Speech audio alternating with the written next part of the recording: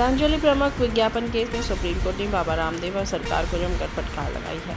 Supreme court ने बाबा रामदेव की माफी को स्वीकार करने से मना कर दिया। इसके अलावा कोर्ट सरकार के जवाब से भी संतुष्ट नहीं थी।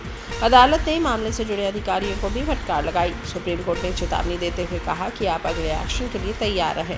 आपने जानबूझकर कोर्ट के अवमानना की और मामले को हल्के में लिया। सुप्रीम कोर्ट में आज की कार्रवाई 5 सबसे ज़रूरी बातें जान लीजिए। कोर्ट की अवमानना मामले में बाबा रामदेव की ओर से जो हलफनामा पेश किए गए, एक पतंजलि की ओर से था और दूसरा बाबा रामदेव की ओर से व्यक्तिगत था।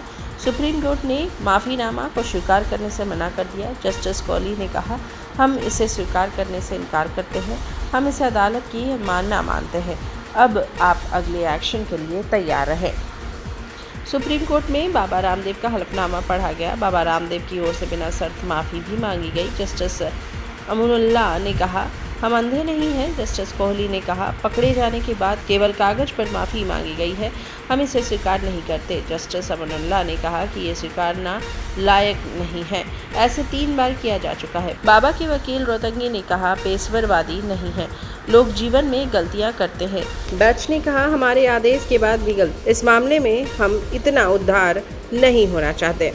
सुप्रीम कोर्ट में जस्टिस कोहली ने कहा कि अवमानना के केस में जब आप यह कहकर छूट मांगते हैं कि आपके पास विदेश यात्रा का टिकट है, आपने देश से बाहर जाने के अपने एक कार्यक्रम की जानकारी दी है, इसे देखकर लगता है कि आप सारी प्रक्रिया को हल्के में ले रहे हैं। जस्टिस अमनुल्लाह ने सुनवाई के दौरान कहा, कोर्ट से झूठ बोला गया। सुप्रीम कोर्ट ने कहा कि केंद्र ने यह मामला 2020 में उत्तराखंड सरकार को भेजा है, लेकिन उन्होंने इसमें निष्क्रियता दिखाई। अब कार्रवाई उन अधिकारियों पर भी कार्रवाई होनी चाहिए। अदालत ने अधिकारियों से पूछा, आपने अब तक इनके खिलाफ मुकदमा दर्ज क्यों नहीं करवाया। जस्टिस कोहली ने सरकार को फटकार लगाते हुए कहा, कोई मरे तो मरे, लेकिन हम चेतावनी देंगे। जस्टिस अमनुल्लाह ने कहा, आपने हमें उकसाने का काम किया, ये तो अभी शुरुआत है। केंद्र सरकार की ओर पेश हुए सॉलिसिटर जनरल तुषार मेहता ने कहा, ये तो बस गलतियां हैं। जस्टिस कोहली ने कहा, ये मूर्खताएं हैं। मेहता ने कहा, हम एक पार्टी नहीं थे। इसके जवाब में सुप्रीम कोर्ट ने कहा, वाह, कोई भी पार्टी आपको आपके सार्वजनिक कर्तव्य से मुक्त नहीं कर सकती, यह बिल्कुल अप्रशंसक बात है।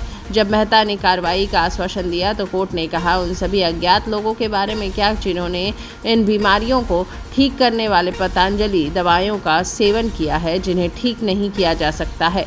क्या आप किसी सामान्य व्यक्ति के साथ ऐसा कर सकते हैं?